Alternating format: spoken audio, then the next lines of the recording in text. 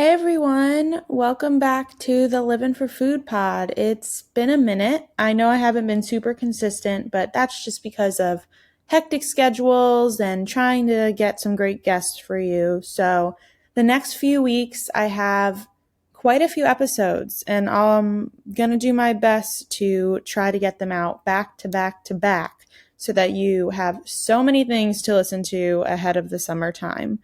This episode is particularly special because Alfredo Garcia's, aka Fredsters on social media, his cookbook is out today. That's right, today. So we shot this about 2 weeks ago, and now his cookbook is officially out. And I will link it on my Amazon storefront as I usually do. Alfredo was super fun to chat with. We chatted about his food background, talked about his favorite recipes, talked about that time he was even a private chef for an MLB player. We got into some good stuff. So please enjoy this episode as much as I did. And yeah, got a lot coming your way. So please join me in welcoming the lovely Alfredo Garcia. 1, 2, 3, 4.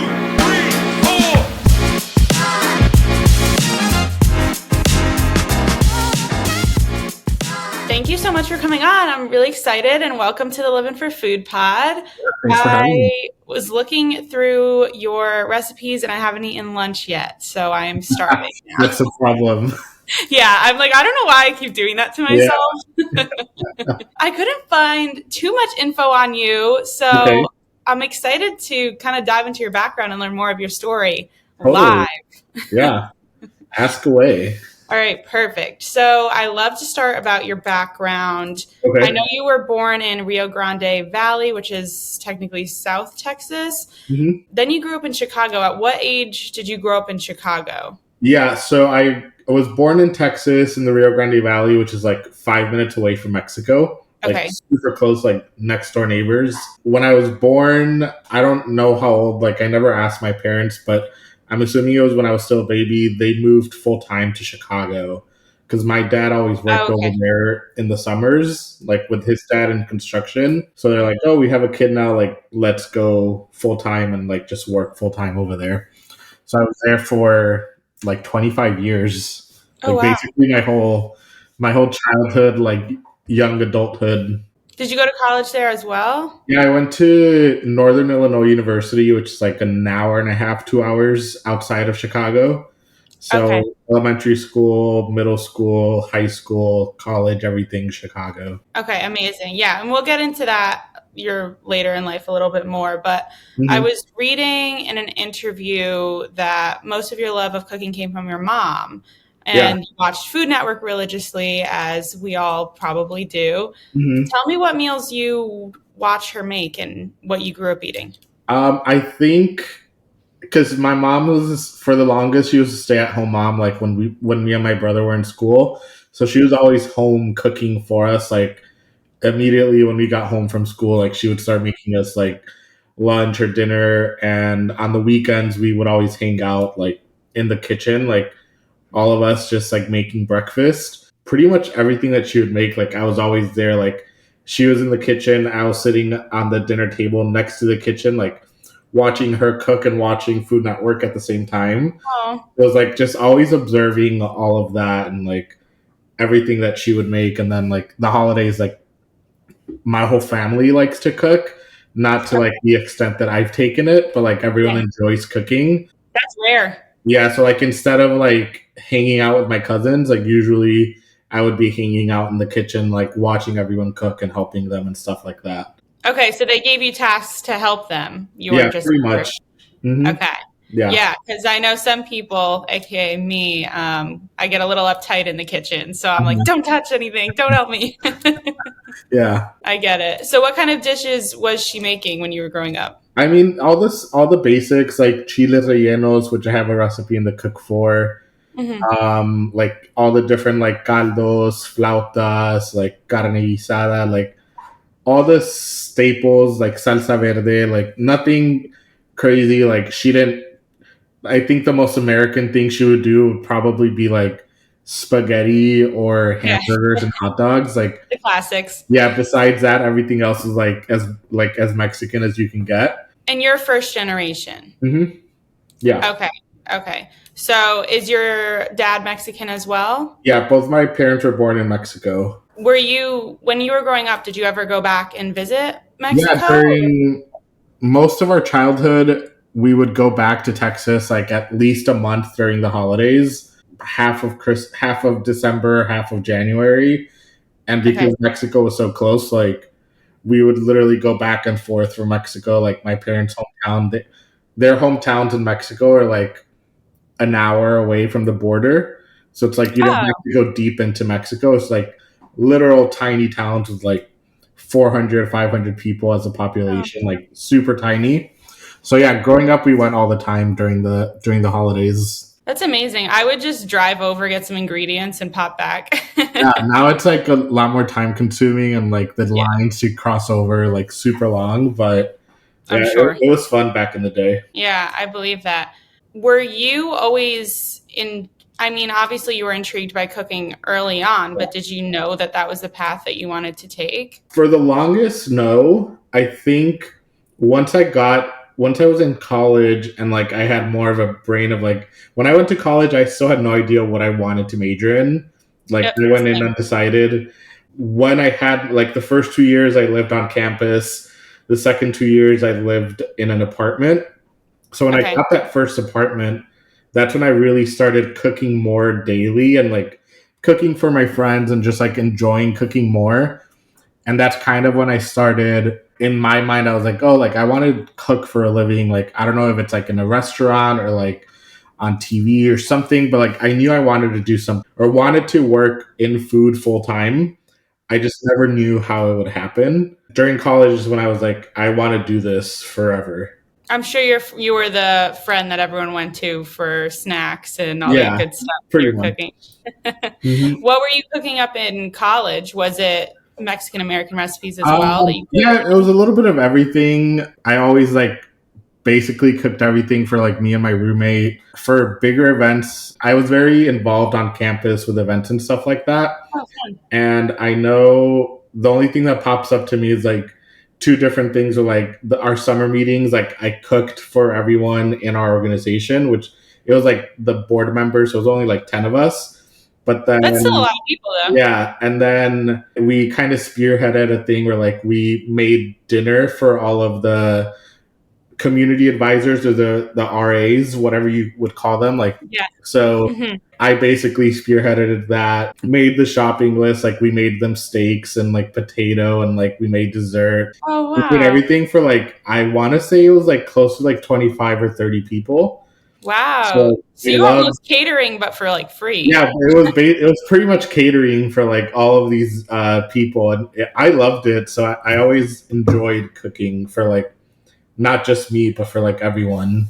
For everyone else. Yeah. So after college, did you get any formal training after that? No, I always considered going to culinary school or doing going that direction, but it's so expensive. Yeah. And because I grew up watching Food Network, like I always saw these people. I didn't go to culinary school. I didn't go to culinary school. Like I just like it's all self taught.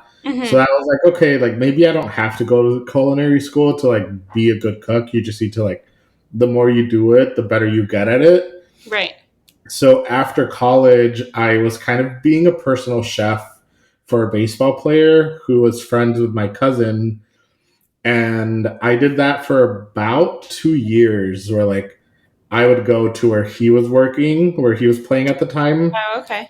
and I would like basically meal prep for him, make breakfast, lunch, or dinner, depending what time the games were. So I did that for like 2 years, and there I learned a lot more about cooking, where like things that I normally didn't grow up cooking, like a lobster tail or like cooking with sweet potatoes or making different rices and stuff like that.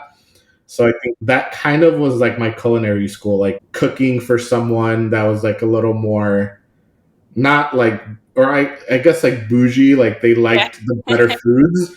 So I think that was my culinary school, like doing the personal chef thing for a couple years. Right, right. It's putting it Mhm. into real life practice as like Yeah, a real exactly. professional gig. Are you Mhm. able to say who that was? Yeah, he played for the St. Louis Cardinals when I started. His name was Jaime Garcia. Oh, So cool. he was with them, and then the Atlanta Braves, and then when I stopped working with him is when he was towards the end of his career before he retired, and he was going between like the Chicago Cubs and the New York Yankees. That's when he was like traveling more, and like he didn't really have a house or a kitchen or whatnot. Oh, okay. So you were kind of going with him. I do Mm-hmm. have a question for you because Okay. my first crush ever was Uh-huh. Derek Jeter. Did you ever meet him? No, that was after my time. And It that was, was yeah, okay. that was before. Yeah, I wasn't with him when he was with the Yankees, but with the Okay. Yankees, I think he was only with them for maybe like half of a season or something like that. Okay, okay. I had to ask because I was like Yeah. that he is it for me. I never met him. Amazing. Yeah, I'm from Okay. Connecticut, so we're a Yankee household for sure. Yeah. Were you building out your client list at the time or you were just working with At the time when I was with him, I started Fretsters. So I initially was like, oh, like that's when blogs were very big and like everyone was doing food blogs. So I was like, let me do that and see where it goes. So when he was traveling, I would stay behind and like I would cook and I would take pictures and post these recipes on my website. And I did that for like a year and a half and then it just like never really took off. After a year, like I maybe like 200 people would visit the site like every month. So it was like, Mhm. it was What year nothing. was this? This was probably 2016, 2017. Okay, yeah, that was the start of kind of all the food blogging Yeah, and all that's when like food blogging was major and there was like so many of them. So I was right. like, let me try and like dip my toes into that. But then when he retired, I went back to Chicago and I got a sales job. So when I was doing sales, I didn't really have time to keep up the food blog. So that was kind of like the death of that for the time being. What was your mindset when you transitioned from, doing something you loved like being a chef to going back to sales? It was I don't want to say it was hard because I was living at home and I was still cooking on my free time, but I was working so much. It was a door-to-door sales job, but it was a lot of fun, but it was exhausting, so I didn't really have time to like keep up with the blogs. But I was like, okay, I'm making more money than I was. So I just kept on doing it. I did sales for like 2 years before I moved to Texas to work at a family company over here. So I've been everywhere, like all over the Yeah. place. So the family company was that in sales as well? No, so my cousin had a construction company and they were like, we'll pay you more than what you're making in sales. It's an office job. You're sitting in front of a computer. Like, we'll give you all the time off that you want and we're going to pay you more than what you're making here.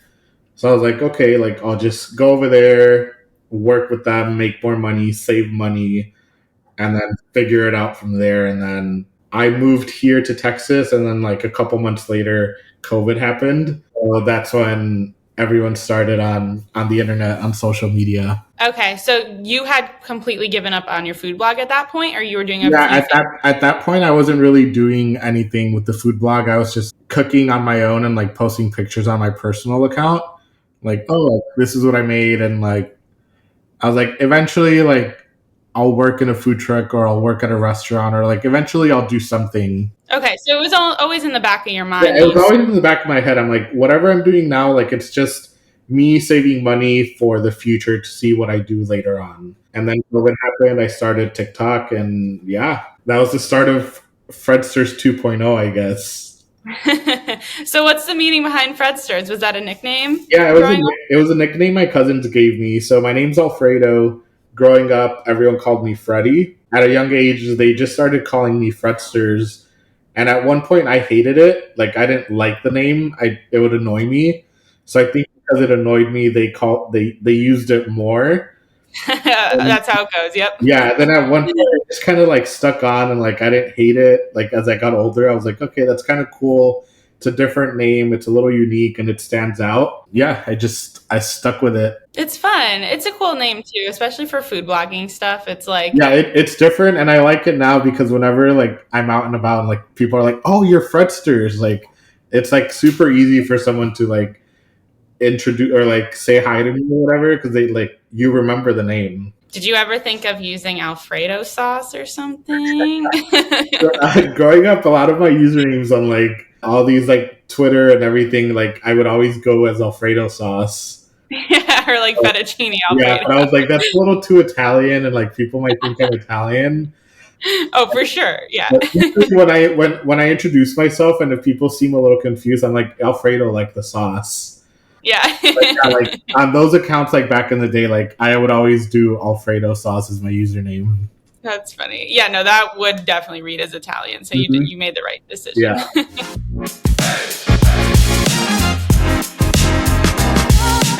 I've chatted with a few private chefs just through my work and stuff, and they always have like some fun mishaps or celebrity anecdotes or anything. Do you have anything like that you would love to share? I think like the only one is like when I was with doing the private chef thing, his agent was coming into town for dinner that night. You're like, well, I have you now, so like we can do dinner here at the house. We went to Whole Foods and like we got these like super expensive steaks and these super expensive lobster tails. And at the time, I had never made a lobster tail. I had never cooked a lobster I tail. know. Like there I was in the kitchen, like googling how to cook a lobster tail, like as like I was doing everything else at the same time. And it was four of us having dinner. Luckily, three out of the four lobster tails came out perfect. One of them was raw, not fully Oh raw, but no. like you could tell it was a little raw. But I think that's like the only one. Like I'll never forget that. Once you make the mistake once, it's ingrained in your head. Yeah, like you'll never forget it. That's funny. I've actually never made a lobster tail either. Now that it's probably too expensive for me to purchase on my own. I'm Really, like, never. I made one recently because I use a lobster tail in one of the recipes in the cookbook. They're like all different sizes. Like the cheapest ones were like $5 per lobster tail. The most expensive Oh, was like $25 per lobster tail. It just depends on the size. So yeah. they can be Okay. affordable if you find like depending what's available at your store. Oh, that's good to know. Well, I'm going to the grocery store after this, Yeah, so I will be looking at it in the seafood section. for sure. I'd love to know where you were at mentally when you decided to switch from the construction and then just restart your food blog again. It wasn't like, okay, I'm done with this, let's start this. It was like a slow transition because where I worked with my family at their company, it was a big building and it had a kitchen inside of it. Because we were a small company, there was only like on any given day, like minimum five of us in there. So like when most people were still working from home, like we were still going into the office because like we each had our own space. But I was also using that kitchen in the office to like cook. And I was like cooking for everyone and like kind of filming Oh, it. that's convenient. I was on TikTok working, cooking at the same time, doing everything.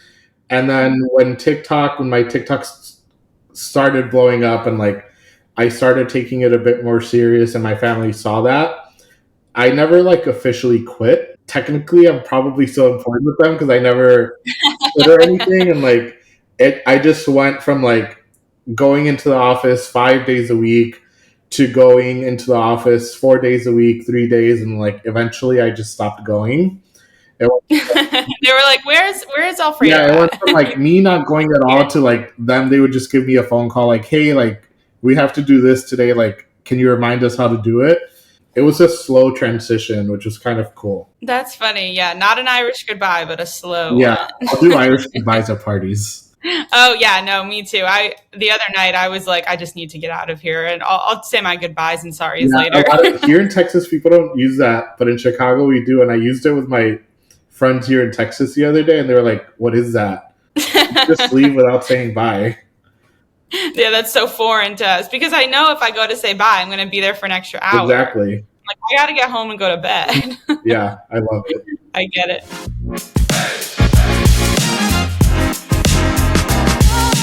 So, who are your culinary? I just mixed the two words.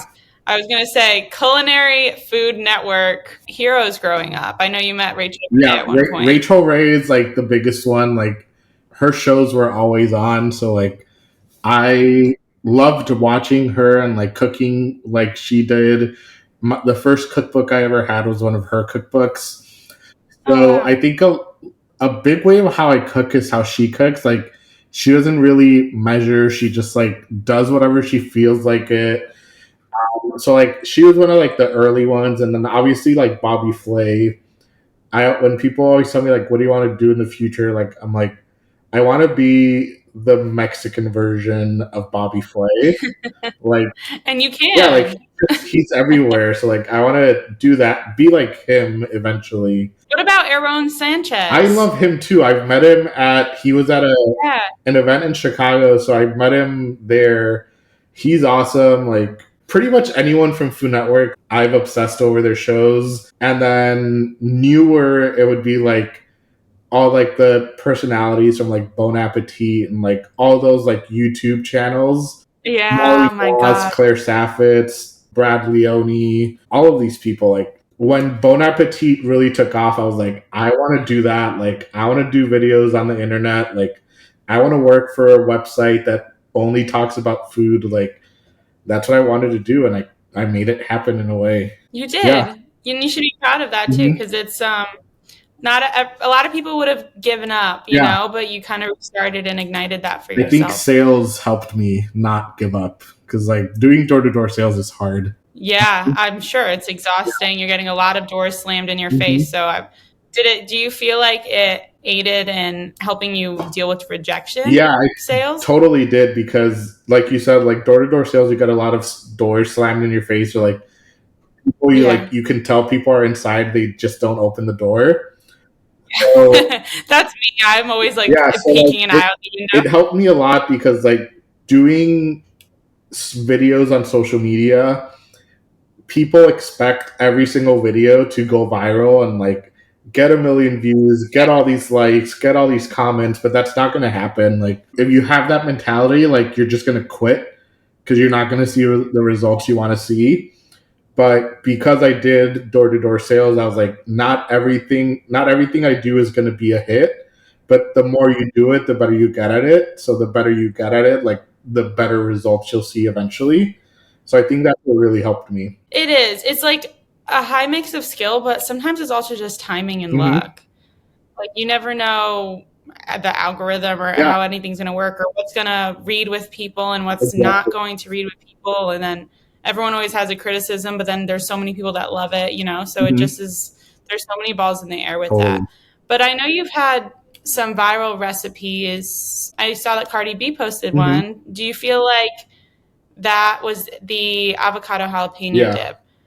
And I saw that it launched your platform by like 50,000 followers, which is insane. Yeah. So like by the time that happened, I already had the following. Like Oh, I you already did? had a Okay. million followers on TikTok. Oh, okay. I already had a couple 100,000 on Instagram.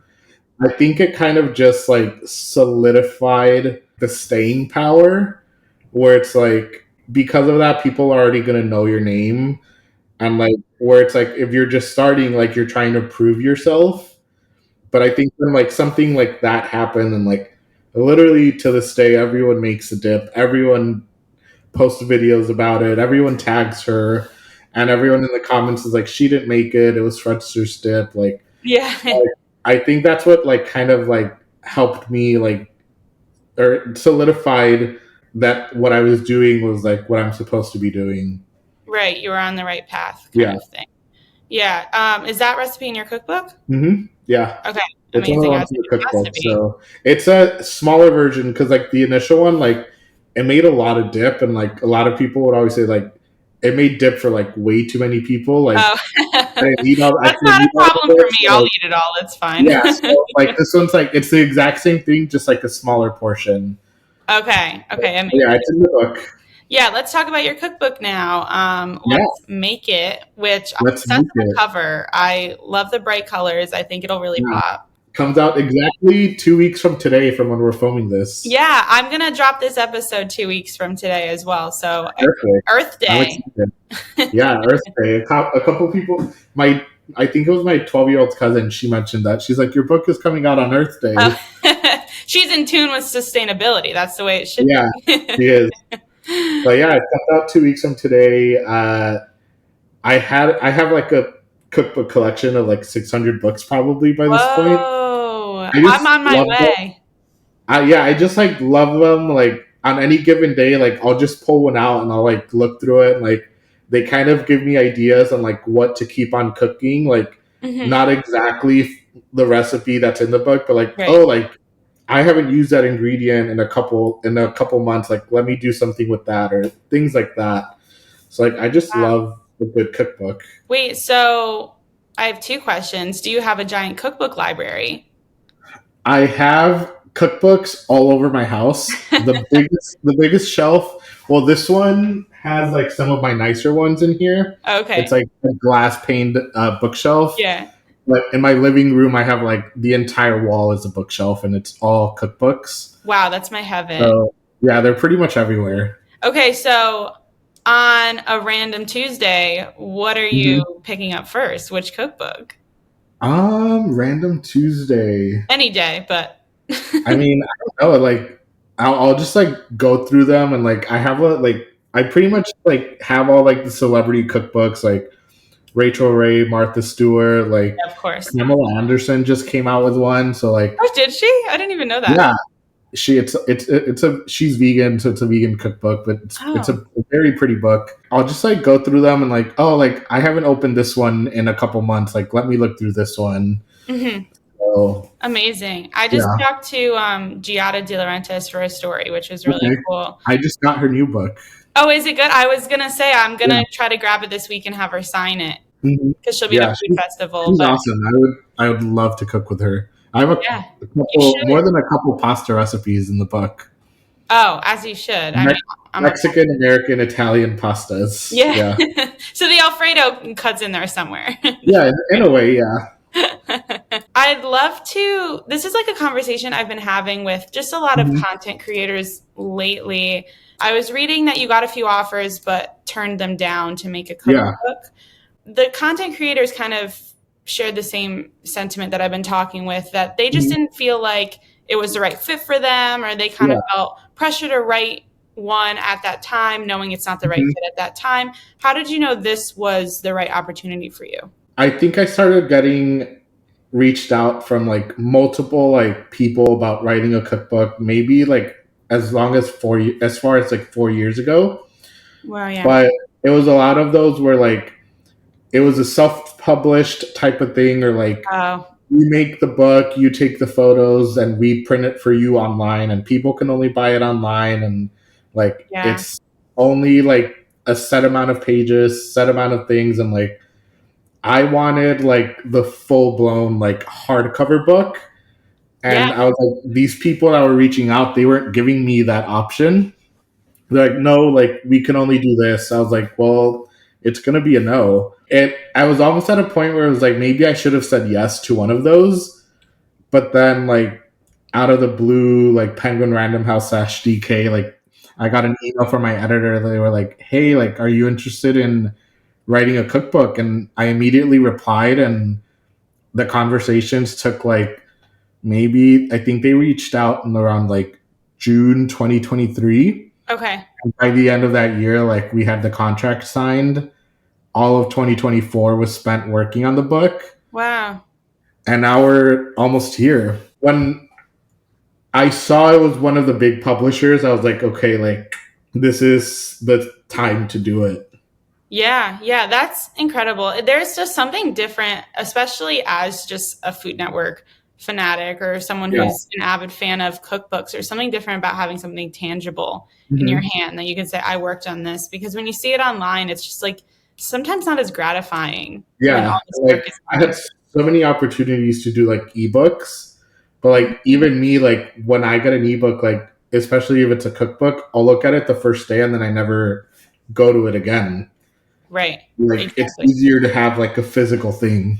It is. I know. I honestly I look at online recipes all the time, but then I have to keep tapping my computer and while I'm Yeah. cooking, and it just is versus having the cookbook open. I'm using Michael Simon's right now, so that's my Uh-huh. favorite one. So you have traditional Mexican recipes in the book, but with an Mhm. American sort of twist.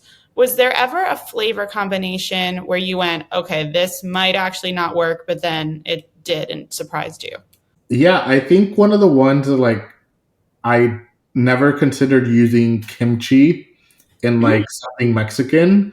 Yeah, that's Like I interesting. was like trying to come up with the recipes. I was like, I don't want to do just like a regular pico de gallo because it's like super simple. Like everyone does it different. And I had a jar of kimchi in the fridge, and I was like, what if I chop up the kimchi and like mix it into the pico de gallo? And Oh, I don't know why I never thought of doing it before because it just naturally it worked together because the kimchi is like it's a little spicy and like it's fermented and like pico de gallo, it's like it's very tart with the lime and everything in there. So it kind of just like worked perfectly together and like I kind of like it more over just like a regular pico de gallo because it gives it more depth of flavor. right, right. It's a little Mhm. bit more contrasting with the Yeah. fermentation process of it. What's a recipe in the book that people may breeze over or look over, but you wish they wouldn't? Probably some of like the ones that are like have a long ingredient list. There's Mm, there's probably a couple of those, maybe like around 5 or 6, where it's like the ingredient list is a whole lot longer. Just because it's long doesn't mean it's hard. It's just like if you prepare everything ahead of time and you measure everything out, the cooking process is like so easy.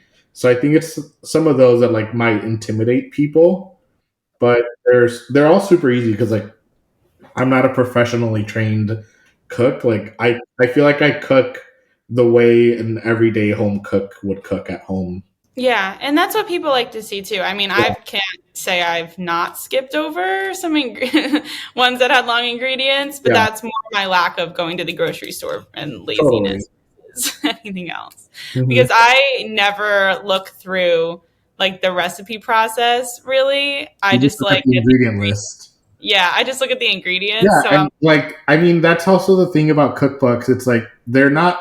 I mean, in a way, they're meant for you to follow the recipe like to a T.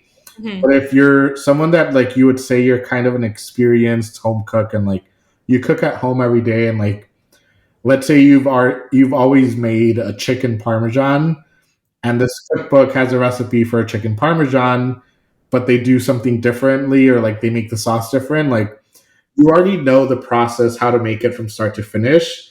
You're just using different ingredients to do that. So it's kind of like a guide in a way to like, oh, like I've made this before, but I've never added this ingredient. Like, let me add that ingredient. And like, it still kind of gives you the same thing, but that's how I use cookbooks. Like, I rarely follow them to a T.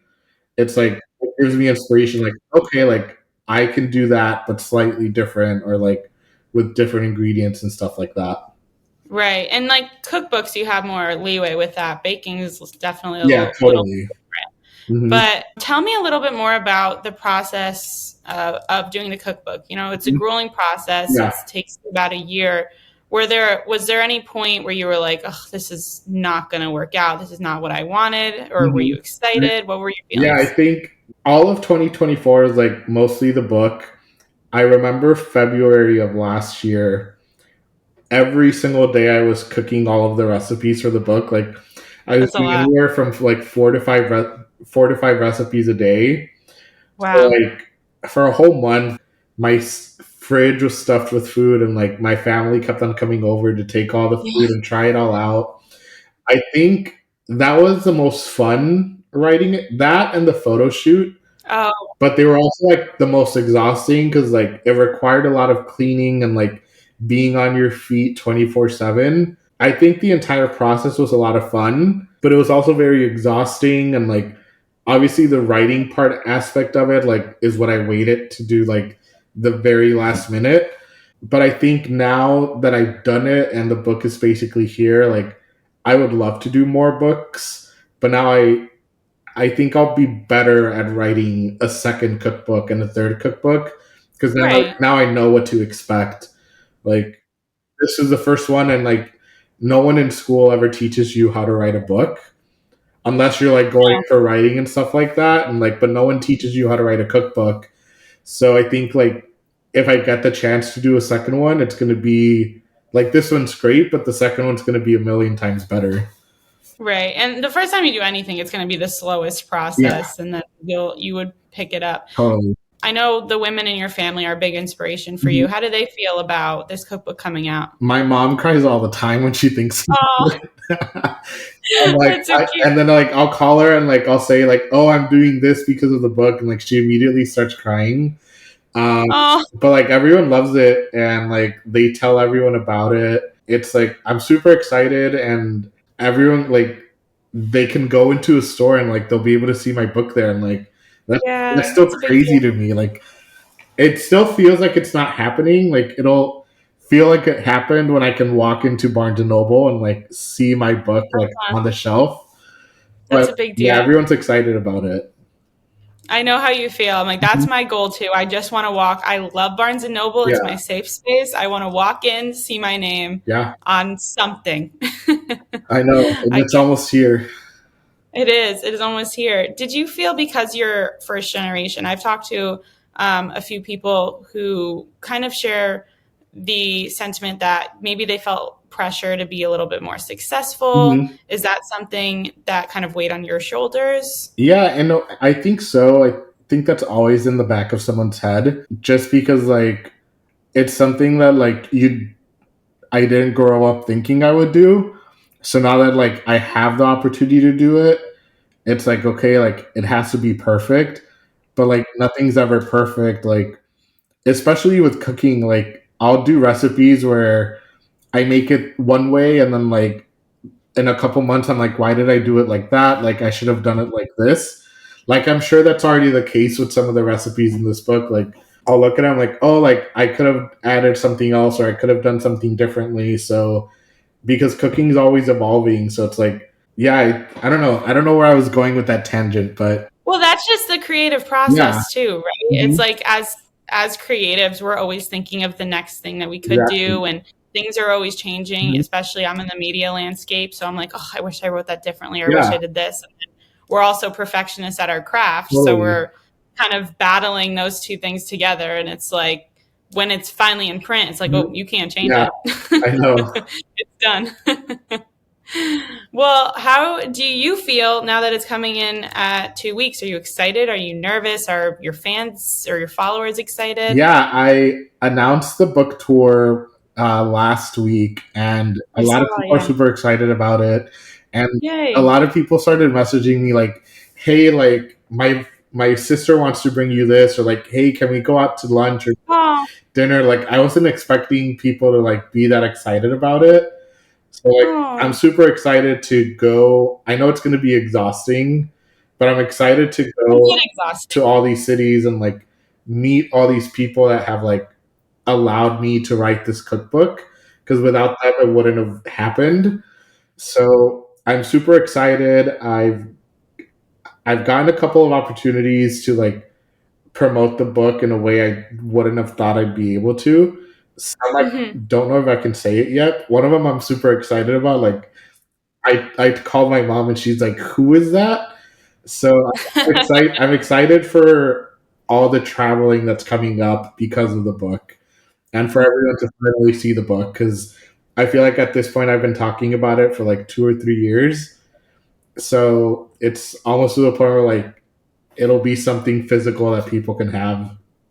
Yeah, it's almost a little unbelievable Mhm. too, right? It's Yeah, like a figment of your imagination, and then all of a totally. sudden you're making television appearances and like, oh shoot, I'm Mhm. on TV. Yeah, it's crazy. It is. Well, next you'll get a Food Network contract or something. Would you ever do a competition show? I've been asked to apply to MasterChef a couple of years Okay. ago, and I applied, and like their or like interview process was like very hectic. Like one of the nights, like I was up almost all night filming all these cooking videos that they wanted me to Oh, whoa. film, but they never ultimately picked me. And then they asked me again a different time, but it was like a duos season. I was like, no, like I want to be able to do it myself. Like Yeah. I want to do a TV show so badly. Like even if it's You will. just one episode of Chopped, like just something. So like Just be in the background, just out like doing a blender or yeah, like something. let me Like, turn on the blender for someone. But I would love and I know I get nervous easily and like my face turns like a oh, tomato. but like Yeah. I want to get that opportunity to like experience TV. Maybe I suck at it and then I never do it again, but maybe it works out. So Hmm. hopefully, But then at least you yeah, know. hopefully that's in the future. I think it will be. Once your cookbook, all that whirlwind Yeah, stuff dies down, then you go on your vacation, you take a break, and then I'm sure you'll get a few messages and phone calls, I'm hopefully, sure. hopefully. Fingers crossed.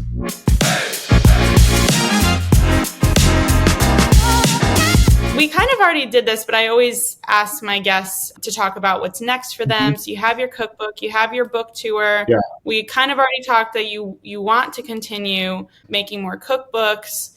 Is there anything else you'd like to share or anything else going on that you're excited Anything about? else going on?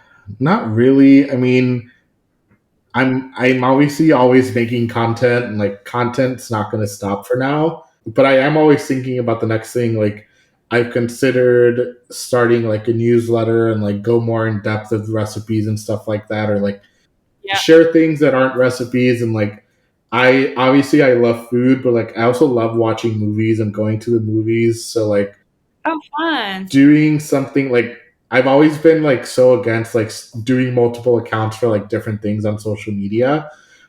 Oh, I have like 4, so you're Yeah, so fine. like I've talked to friends like, oh, you should make an account where like you just talk about movies and TV shows. But I wish I could just do it all in one and like not have to make multiple accounts. So Yeah. like I don't know, like I just want to keep doing everything and like seeing what opportunities come up, and like I low key have already started working on recipes for a second cookbook. Oh, whoa, you're So now grinding. I just need to like hope this one is successful so that I get the It will opportunity to actually write the second one. It will be. I think you've already had so much buzz about Yeah, it, and it already looks like an incredible piece of work. So I'm thank you. sure, and everyone loves Mexican American food. I Yeah, mean, you can't go wrong. I know it's I'm hungry just talking about it. No, me too. I told you right before this I didn't eat I lunch only, yet, I so only I'm had like, breakfast and then I had like a mini beef jerky stick before we started. So it's time for food already. it is. I'm like, it's so funny. The people that cook the most barely cook for Yeah. themselves sometimes.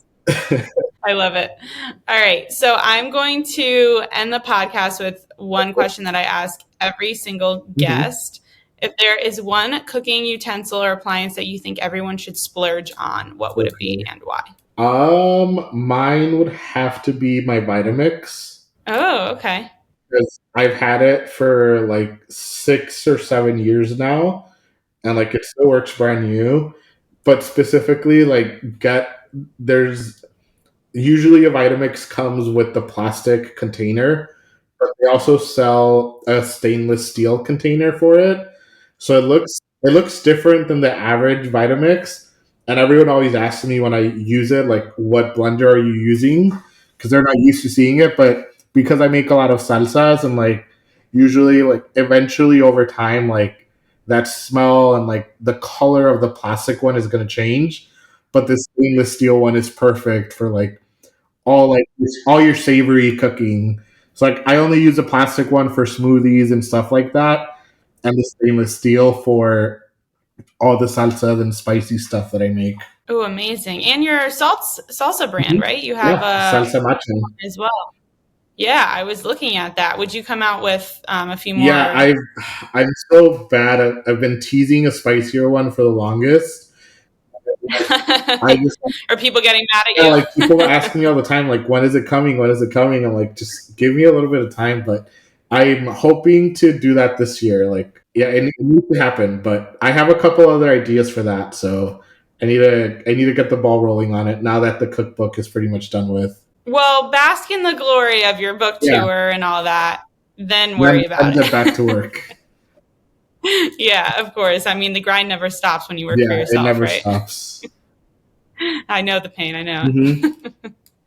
Well, thank you so much for this. This is a wonderful Thank conversation, you. and you're going to be in LA for the Yeah, I'll tour, be right? there a whole week actually, filming other things. I'm going back to the TV thing. Something crazy happened, and I'm probably filming with someone a recipe from the book, like at their house, like that they're on a TV show.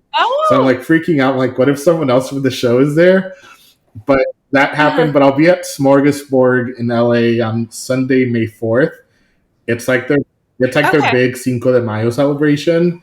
So, Oh, so I'll be fun. there Okay. signing books, and the cool thing is there's going to be three of the vendors are going to be making recipes from the book that people can buy to try, and Oh, one of them no is way. the That's so avocado cool. dip, the one that Cardi B made. So Yeah. that'll be a lot of Oh, fun. amazing. Wait, I'll have to come. I think I'll be around. Yeah, But if I can't come to Smorgasburg, we should definitely yeah, get I'll together be during there a whole that week, so we have time hectic week of for yours. sure. But I'm here in West Hollywood. Awesome. Amazing. So you can keep up with Alfredo on Instagram at Fredsters, FredDDSTRS. I almost felt like I was spelling that wrong. SCERS. Or on his website, Mm-hmm. www.shopfredsters.com.